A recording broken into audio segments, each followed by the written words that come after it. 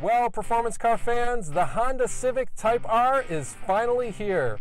The long sought after high performance version goes on sale in the US this month in June, but we're getting our first taste of it here in Canada, and we had a chance to take it on the street and on the track.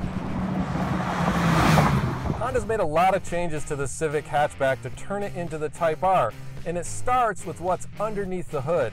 There's a 306 horsepower turbocharged 2-liter 4-cylinder engine that makes 295 pounds-feet of torque, and it works with a unique 6-speed manual transmission that sends power to the front wheels through a limited slip differential.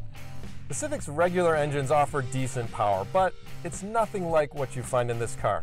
It pulls very strongly when you keep the engine RPMs up, but it's also smooth and progressive. It doesn't have like a peaky turbo feel to it.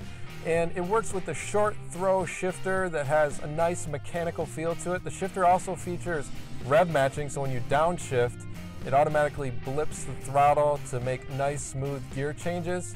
In addition to that, this car comes with an adaptive suspension. There are comfort, sport, and R modes that adjust suspension feel, and they also change steering feel and throttle aggressiveness, so there's that going on too to kind of change the character of the car. I thought the comfort mode was actually pretty tolerable on highways. It doesn't beat you up. There is some give to the suspension, some damping, more than you might expect in such a performance-oriented car. Moving to sport firms things up, and when you get into R, it really clamps down and turns into sometimes a bumpy ride on certain surfaces. Honda's also made a number of changes to the cabin, and chief among them are the Type R sport seats. They're highly bolstered, and they do a good job keeping you in place whether you're carving corners on the street or the track, but they're also not too narrow, so they're comfortable for everyday driving. I do wish though that they had adjustable lumbar support for those who like to have more lumbar.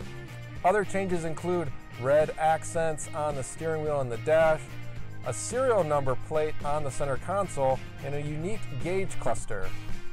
The Type R costs about $35,000, including the destination charge, and it's a mono-spec car, so there are no options to add on from the factory. Now, we've been impressed with the Civic since its debut because it marked a return to the car's fun-to-drive roots.